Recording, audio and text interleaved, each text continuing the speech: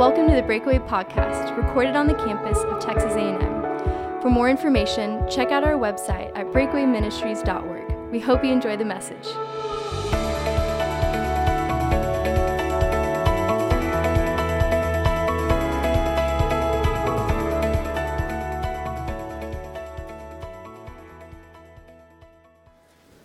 Well, students, I want to start by sharing a story that you've already heard before, but I think your parents are going to appreciate it.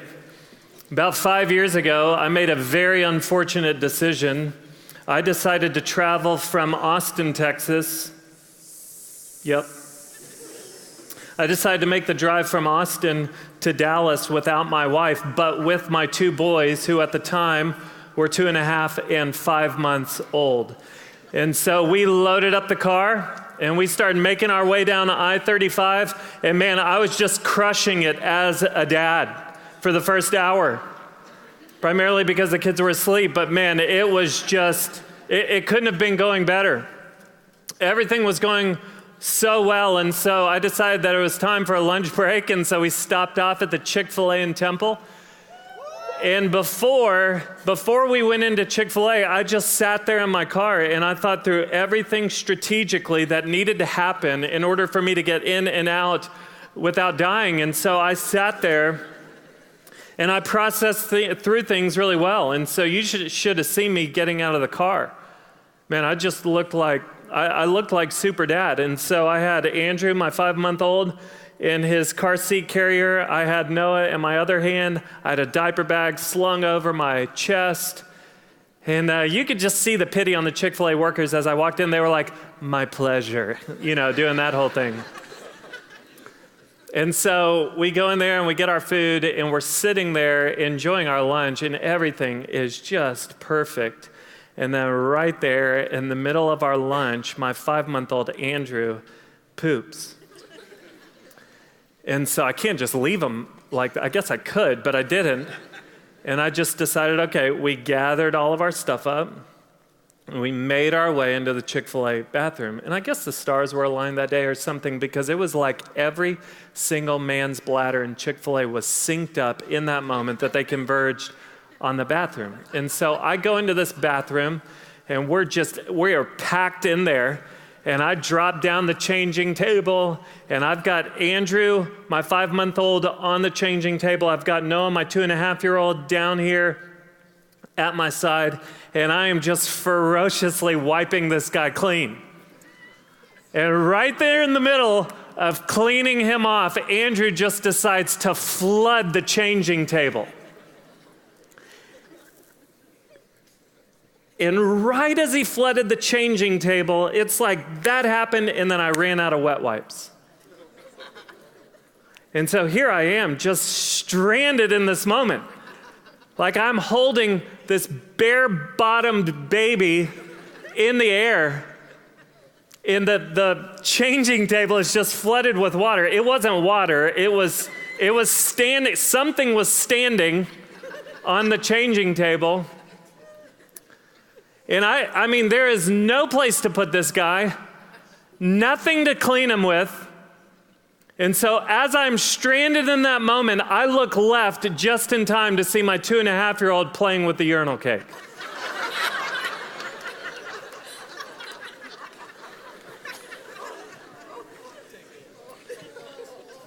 Let's pray and get out of here. That's kind of all I had for you tonight. Let me tell you what happened that day. In that moment, my dreams and reality went in two totally different directions. I dreamed of this nice, perfect, peaceful lunch with my kids, and it turned into bathroom Armageddon 2011. My dreams and reality went in two totally different directions. Isn't that how family life is sometimes? Of course it is. Because there are no perfect families. And so inevitably, there are going to be countless moments during the lifespan of a family where dreams and reality go in two totally different directions. There's the times where there's the dreams of a vacation that's packed full of laughter and memory making and quality conversation. And in reality, everybody's complaining. Nobody wants to be there, and everybody's thankful when they get home. There's the dream that your college son will want to have long, deep, meaningful conversations on the phone. And in reality, you get one-word answers twice a month. There's the dream, students, that your parents are going to really be excited about you taking a 5th year so that you can experience one more football season. And in reality, they're just not that excited. I don't know why, but they're just not. See, this is how life can go. There's these different moments where dreams and reality can go in two totally different directions. There's times where family life is full of joy, and then there's times where it's full of disappointment. There's times where everything goes as it should, and then there's times where everything kind of seems to fall apart. What I want to do tonight is I want to kind of try and help bridge the gap between dreams and reality. This past Tuesday, right here in Reed Arena, we started a new series that we've been calling The Good Life. And the tagline for the series is how to maximize joy and minimize unnecessary pain in college. Tonight, what I want to do is I want to do a family edition of The Good Life. And I want to talk about how to maximize joy and minimize unnecessary pain in your family. The good news is that the good life is possible. I want the good life for my family. I want you to know that. I want the good life for my family. I want my wife and my kids. I want them to experience a family life where joy is maximized and unnecessary pain is minimized. I want the good life for my family, and I want the good life for your family. Thankfully, the book of Ecclesiastes does a great job of navigating us toward the good life. If you don't know anything about the book of Ecclesiastes, it was written by King Solomon. King Solomon is the wisest person to ever walk on the planet besides Jesus. Ecclesiastes is classified as wisdom literature. There's different books in the Bible classified as wisdom literature, like the Psalms and Proverbs, Ecclesiastes, Song of Solomon. These are wisdom literature books. And the great thing about them is that they're just so practical. And they give us tangible ways that we can pursue the good life. So if you want to maximize joy and minimize unnecessary pain in your family, I want to invite you to join me tonight in Ecclesiastes chapter 7. Ecclesiastes chapter 7. And I'll just say this as you're turning there. Wisdom literature often kind of bounces around. It can feel like you're reading like your Facebook feed or your Twitter feed. I told students last week that it feels like you're watching King Solomon's Insta story. And if you don't know what that is, parents, that's okay, okay? But wisdom literature can just focus on one topic and then it just bounces to something totally different in the next verse. And that's how Ecclesiastes chapter 7 rolls. And that's a really good thing, because what it's going to allow us to do is it's going to allow us to hit on several different aspects of family life. And what I'm going to do tonight is I'm going to give you 5 key truths that you need to know if you want to maximize joy and minimize unnecessary pain in your family. So here we go. Here's the first key truth you need to know if you want to maximize joy and minimize unnecessary pain. Here it is. The first key truth: consider your dash. Consider your dash. Look at Ecclesiastes chapter 7, verses 2 through 4. Solomon says this. He says, "It's better to go to the house of mourning than to go to the house of feasting, for this is the end of all mankind, and the living will lay it to heart. Sorrow is better than laughter, for by sadness of face the heart is made glad. The heart of the wise is in the house of mourning, but the heart of fools is in the house of mirth." And so what Solomon starts out saying is that a funeral is a better teacher than a party. And so students, if you go out partying on Thursday, Friday, Saturday night, and just to be clear, parents, this is strictly hypothetical, but students, if you go out partying, what are you going to see? You're going to see a bunch of people living for the moment. You're going to see a bunch of people making momentary gratification ultimate. It's going to be all about having fun now. It's going to be about getting drunk now. It's going to be about connecting with a guy or a girl now. And what you're going to see is them living with these big assumptions that there are no consequences, the night will end well, and tomorrow they're going to wake up and life will be guaranteed. But you know what? You go to a funeral, or you go to someone's house who's mourning the loss of a loved one, and what are you going to see? You're going to see people contemplating life. You're going to see people thinking about where they are heading.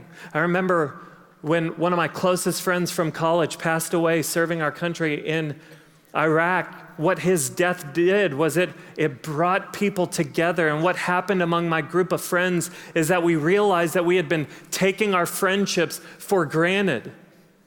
We realized that, you know what? We need to maximize our time together because life is unpredictable. And then we went to his funeral, and there were all these different guys from our fraternity who came together, who their goal in college was to get drunk and hook up. And what happened was they all came, and you saw them contemplating the deeper things of life. They began to question what a relationship with God looks like and where they stood with God. Because, see, this is what death does. What death does is it provides a sobering experience for the living. And it reminds you that life is unpredictable and you're not promised tomorrow. Nobody is promised tomorrow. Life is very fleeting and fragile. It tells us that you don't get to determine how long your dash is, you just get to determine how you spend it. When I'm talking about a dash, here's what I'm talking about. If you're writing, then on a piece of paper, just write down your birth date. And if you're not writing stuff down, I just want you to think in your mind, visualize your birth date. And then next to your birth date, visualize a dash. And then predict your expiration date. The average lifespan of a person in the United States is about 78 years. Let's round it up to 80. So just think, birth date, dash, what's your expiration date? Now, I want you to picture that dash. That's where you're living right now. You are somewhere in the midst of that dash, and I want you to think about that dash as a timeline of your life. Where do you think you are right now on your dash? The reality is we're not guaranteed 80 years, and so there's some people here who are just about a fourth of the way through their dash. Some people here are about halfway through their dash, and then others are 3/4 of the way or more through their dash. Aren't you glad you came tonight? Welcome to Aggieland. You might die soon. Jesus loves you. Okay, so glad you came tonight. What a way to start out the weekend. But Solomon says this. He says, the heart of the wise is in the house of mourning. He uses the word heart 4 different times in 3 verses. And that word, the Hebrew word that's been translated heart, carries the idea of the mind or the thought life, or your understanding, or your attention. So what Solomon is saying is that it is actually wise for you to spend time thinking about the end of your dash. Because when you spend time thinking about the end of your dash, it can provide a sobering look at where you're headed and what your relationships with others are like and what your relationship with God is like. And so let me just ask you a question right now. Think about this. Students, if you were to find out that the end of your dash was coming, is there something in your relationship with your parents that you would want to change? Or parents, if you found out that the end of your dash was coming, is there something in your relationship with your kids that you would want to change? For either of you, is there something that you would want to bring up or ask forgiveness for? If so, why wait? What if there is joy waiting for you on the backside of a gentle, honest, even reconciling conversation? Why wait? If you want to maximize joy, what if joy is waiting for you? Or how about this? If you were to find out that the end of your dash was coming, is there something in your spiritual journey that you'd like to change?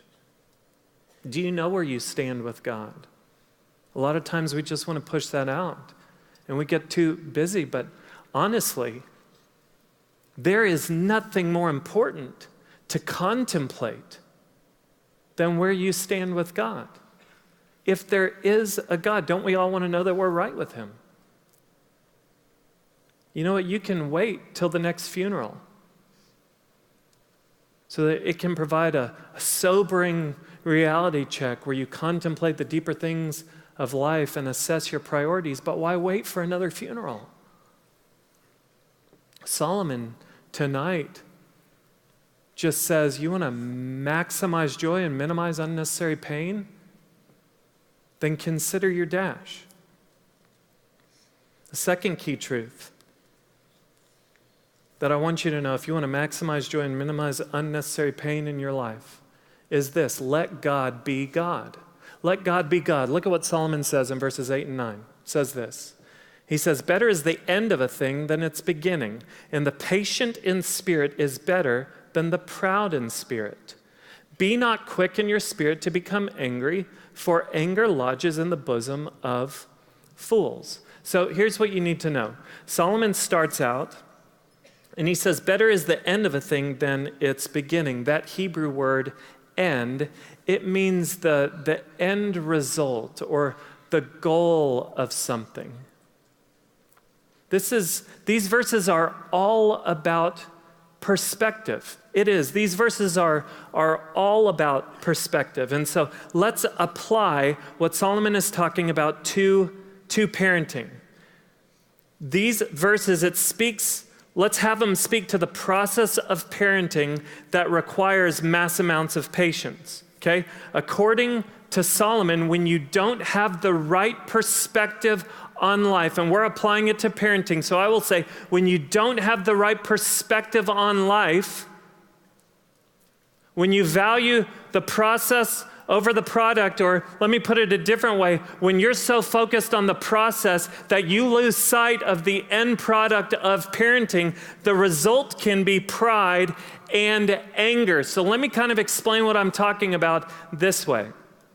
Students, you've seen this before, but in 1998, a movie with Jim Carrey came out, and the movie was called The Truman Show.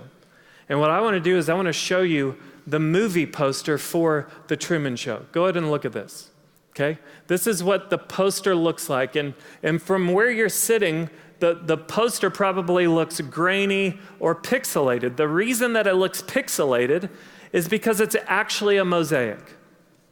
And each of those little squares or pixels that you see represents a scene from the movie. And there's some scenes that are full of joy, and there's some scenes that are full of disappointment. There's some scenes where everything is as it should be, and there's other scenes where everything is falling apart. But the different scenes all weave together in a beautiful way to make up the mosaic. So I am speaking specifically to parents right now. So parents, please don't miss this. Parents, if you want to maximize joy and minimize unnecessary pain in your life, then you are going to have to begin to think about the life of your child as a mosaic. You have to think of your child's life as a mosaic comprised of thousands of different scenes. And the mosaic of your child's life has already been determined by Jesus Christ. Colossians 1:16 puts it this way. It says, all things have been created by Jesus and for Jesus. So what that means is Jesus cares more about your child than you do. And I don't say that to insult you. I'm a parent, and Jesus Christ cares more about my kids than I do. It also means that you don't have to be in control of your kid's life because Jesus Christ already is. The problem is that all we can see is the one scene that we're in this moment. And there will be countless challenging scenes in parenting. You've already been through hundreds, if not thousands. And at least in those challenging moments, it's easy to believe that one bad scene can ruin the entire mosaic of your child's life. So what's our natural tendency in those moments?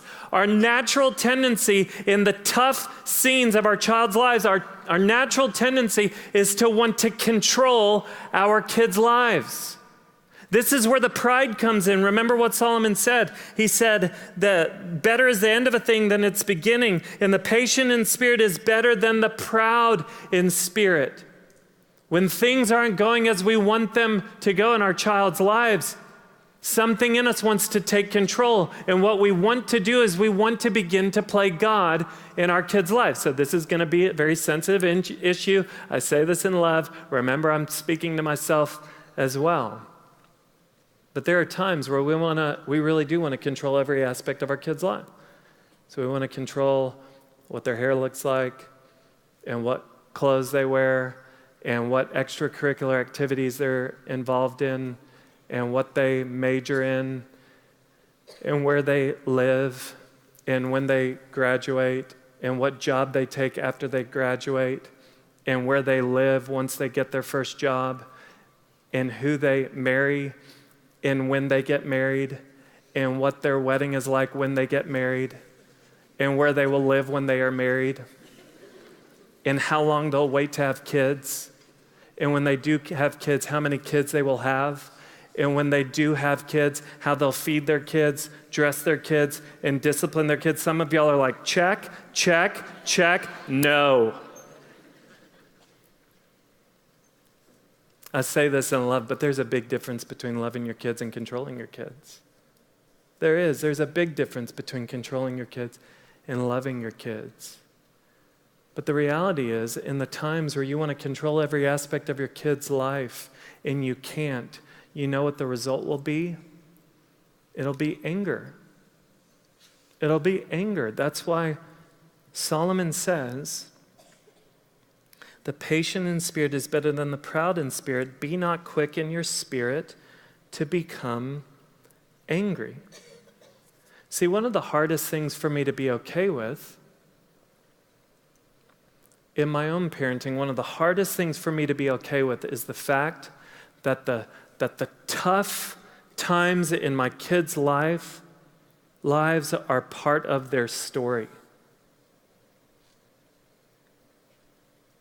And it's hard for me to deal with the fact that Jesus is okay with those being a part of their story, because I want to control their lives and I want to shelter their lives. But the reality is, God is somehow going to use those scenes to make the mosaic of their lives more beautiful. So let me just tell you this is just in my opinion, but in my opinion, here's the point of parenting. The point of parenting is to point your kids towards knowing Jesus, enjoying Jesus, and displaying Jesus to the world. And sometimes that will mean disciplining your kids. Sometimes that's going to be making decisions for your kids when they're not equipped to make those decisions. But then a big part of that is going to be trusting that Jesus is in control of the mosaic of their life, so you don't have to be. One of the best things that we can do as parents is maybe just tape a note to our mirror so we can read it in the morning, and it just simply says this: there is only one God, and I am not him. Let me give you the third. That's way too convicting, so let's just move on. Let me give you the third key truth you need to know. If you want to maximize joy and minimize unnecessary pain in your family, the third key truth is this: seek wisdom. Seek wisdom. Look at what Solomon says in verse 11. He says this: Wisdom is good with an inheritance, an advantage to those who see the sun. For the protection of wisdom is like the protection of money. And the advantage of knowledge is that wisdom preserves the life of him who has it. And so Solomon doesn't normally talk about money in a positive way, but here he does. And what he does is he compares wisdom to having money. And the point he makes is that, you know what? If you have money, it can get you out of a bind. So students, if you're running low on cash, and I don't know, say your parents come to town for family weekend and they hook you up, that can kind of get you out of a bind and you're ready to roll again. Wisdom is better than money because it won't just get you out of a bind. According to Solomon, it will save your life. So parents in the room, let me just give you my definition of parenting. And you have to remember, I'm only 7 years into it. So it might be adjusted at some point, but in my opinion, here's my definition of parenting. Parenting is the process in which you experience one crisis after another and you have no clue what you're doing. That's my definition of parenting. I don't know if it's right, but that's kind of been my experience with it. And it started all the way back at the hospital. At least when we had our 2 kids, they let you stay for 48 hours. And they don't flex on that. But you know that feeling when you had your first child and it was time to go home and something in you was like, are they really gonna let us leave with our kid? Like I'm not exactly sure that if we leave, it will go well. That same feeling has just manifested itself in 100 other different ways. I mean, we've experienced it with potty training. We've experienced it the first time that one of our kids got picked on at school. We've experienced it when our kids have gotten in trouble. Like, we've experienced those feelings of, I'm not really equipped for this. I kind of have no clue what I'm doing right now.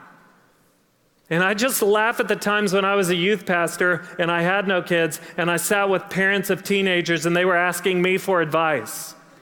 I've realized that the best parents in the world are those who don't have kids yet, because they can just look and say, well, when I have kids, they're going to be like this. It's like, oh, sweet child, you have no clue what you are talking about right now. But I just remember sitting there giving them advice. And if you're out there listening, I just want to say I'm sorry for acting like I knew anything, because I don't. And so because of that, I've made tons of mistakes as a parent. Tons of mistakes. The worst mistakes are when I give out punishments where I'm hurt more than they are. Have you ever done that? It's like, you're grounded from driving. Dang it, now I have to take you to school. I didn't think this through. You know what I've found to be helpful? What I've found to be helpful is having a couple men that I can call who are a few life stages ahead of me, so I can call them when I'm redlining. And I can just say, hey, I have no clue how to handle this. How did you handle it? Parents, do you have anyone like that in your life? Do you have a couple women or a couple men who are a few life stages ahead? Because here's why I even bring that up. What I've found is that as age increases, teachability decreases. As age increases, teachability decreases, but this is just a fact. There is always something else that you can do or change to be a better parent. And I don't say that to make you feel like a failure. I just say that as a fact. There is always something that can be tweaked in your parenting so that you will be more effective. And so one of the best things you can do is just have a couple men or a couple women who are a few life stages ahead of you. What would it look like for you to have a couple men or women that you could call and just say, hey, what did it look like for you to encourage your kids when they were off at college? What did those phone calls look like? What did it look like when they were home for the holidays or home over the summer? What did it look like for you when you became an in-law to somebody? How do you be a good in-law? And I'm just trying to prepare for the future. What does it look like to be a good grandparent? I'm trying to prepare. I don't want to act like I have it figured out because I'm going to step into these different scenes. The scene is going to change and I'm going to find myself in yet another experience where I don't know what I'm doing. Do you have those people in your life? And then students, let me just say this. If you want to help your parents sleep better at night, then get some wise counsel in your life, like people who can kind of talk you off the ledge of impulsive choices. Like, hey, I had a great idea. I'm going to drop out of school and go teach ski lessons in Colorado. Let's talk about it. Get some wise counsel in your life. Some people a couple life stages ahead who can speak in. And parents, you're going to love hearing this. Students, you're not going to like that I said this, but I will just never forget this time when I was home with my parents and I was talking to my dad, and I opened up to him, which was something that I didn't do that much, and I opened up to him, and he spoke wisdom into my life, and I had this realization, like, he knows what he's talking about. I don't understand. You're not supposed to have wisdom. You're my parent. And then there's been times where I've been talking to my mom and she's just breathed words of encouragement that have been Christ-centered. And I've been like, wait, what? I didn't expect that from you. I tell you that just to say, students, you know what? It's possible that one of the best sources of wisdom could be your parent. And so I don't know when it was for me when it kind of turned the corner from my parents being people that I kind of tried to block out to being people that I invited in. But I hope that time comes early for you. And then when it comes to seeking wisdom, let me just remind you of the words of Proverbs 9, verses 10 through 11. Look at what it says. It says, the fear of the Lord is the beginning of wisdom, and the knowledge of the Holy One is insight. Do you see what that's saying? It's saying the fear of the Lord is the beginning of wisdom. Do you know what it means to fear God? It doesn't mean to be afraid of him. What it means is to see him for who he truly is and to respond rightly in light of who he is. And there is wisdom in this. Have you ever thought about the fact that God literally has all of the wisdom in the world? There's nothing he doesn't know. He always knows the best thing to do in any circumstance. And here's the greatest part. He delights in unleashing his wisdom to people who ask for it in faith. If you're wondering how to love your child, all you have to do is look at the love of Jesus Christ, who stepped out of heaven and into earth and gave his life freely.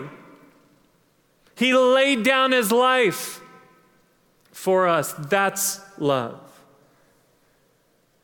Students, if you want to know how to submit to your parents, all you have to do is look at how Jesus Christ submitted to his Father in the garden when he prayed, not my will, but your will be done. You know what this means? Please don't miss this. All eyes on me. Here's what this means. It means, students, the best thing you can do for your family is walk with Jesus Christ.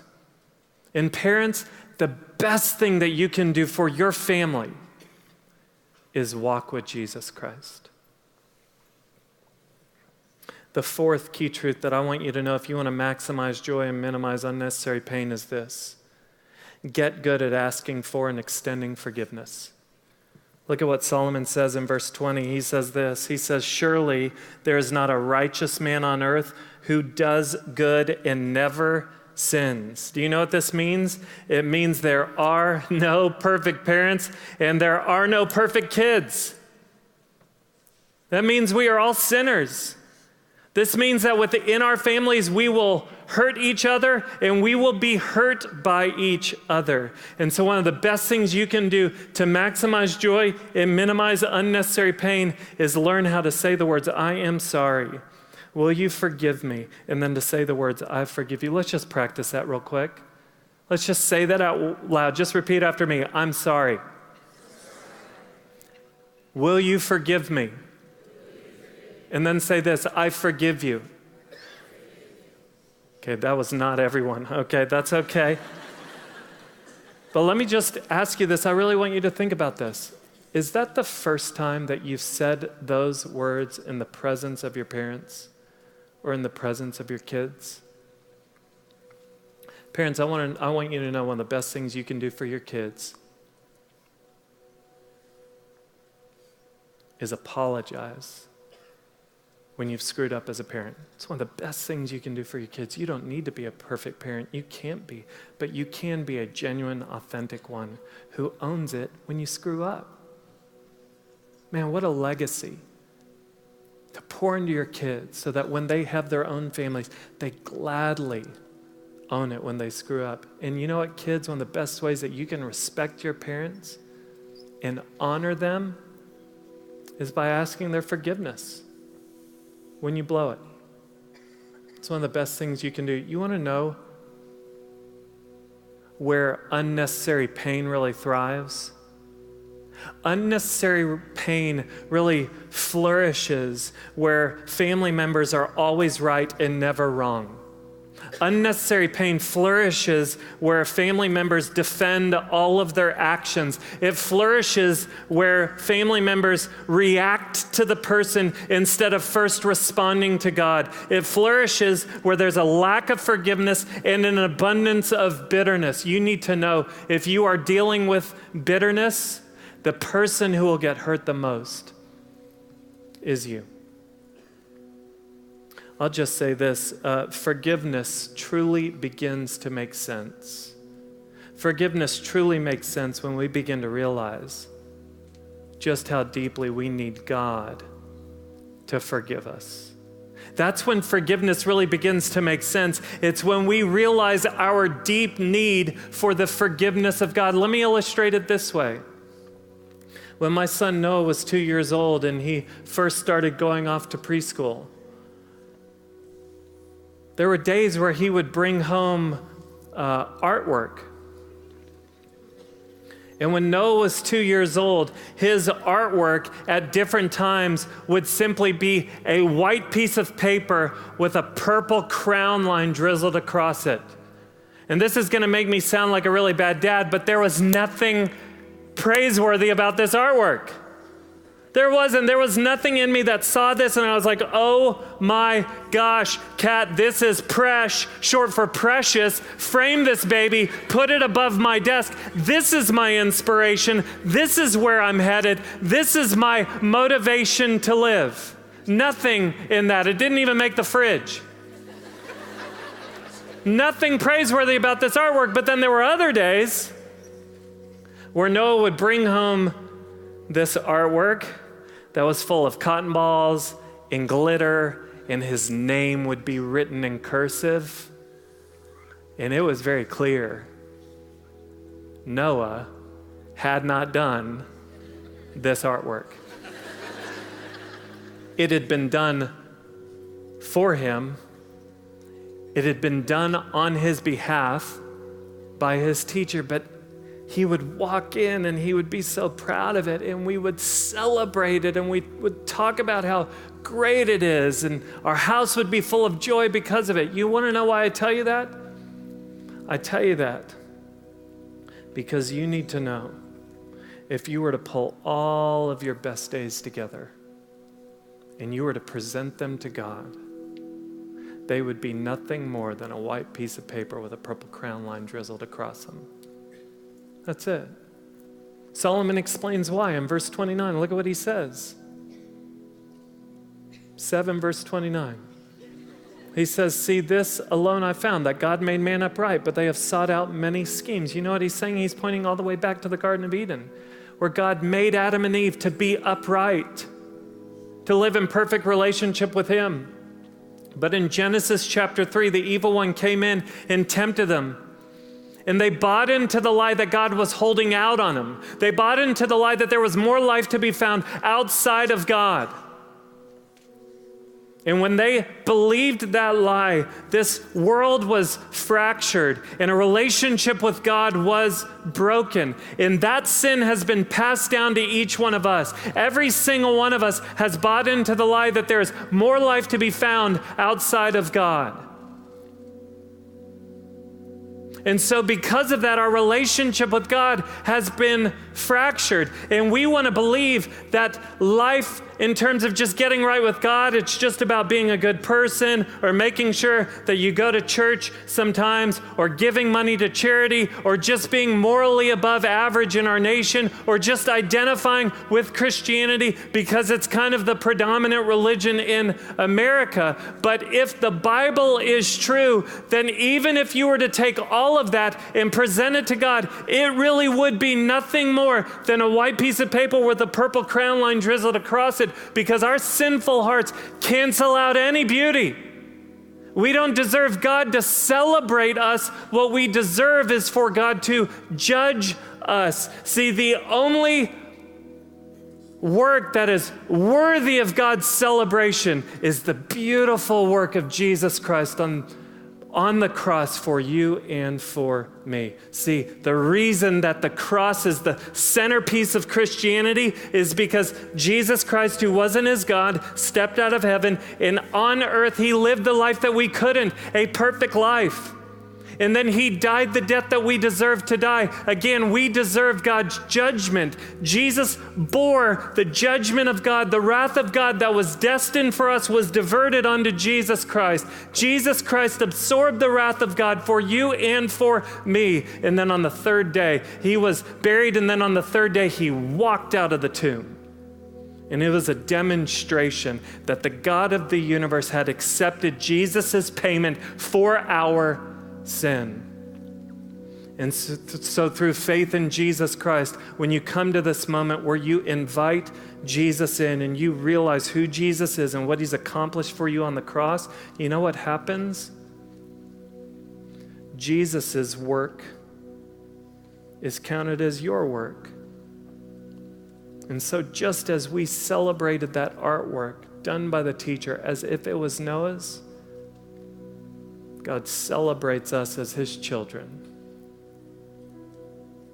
because the beautiful work of Jesus Christ has been credited to our accounts. And when God sees us, he doesn't see our sin any longer. He sees the perfection of his son Jesus, and he pours out his love, acceptance, approval, and favor. Do you know Jesus Christ? Best thing you can do for your family is walk with Jesus Christ. It's to know Jesus, enjoy Jesus, and display Jesus to the world. The fifth key truth, if you want to maximize joy and minimize unnecessary pain in your family, is simply this: to pray together. Families who pray together stay together. And so I want to give you an opportunity to do that right now. And so here's what I'll ask you to do. I want to ask you guys to kind of huddle up as best as you can. If you need to stand up and do this, you can. But I'm going to ask you to get in a place with your family where you guys can be together. So go ahead and do that right now.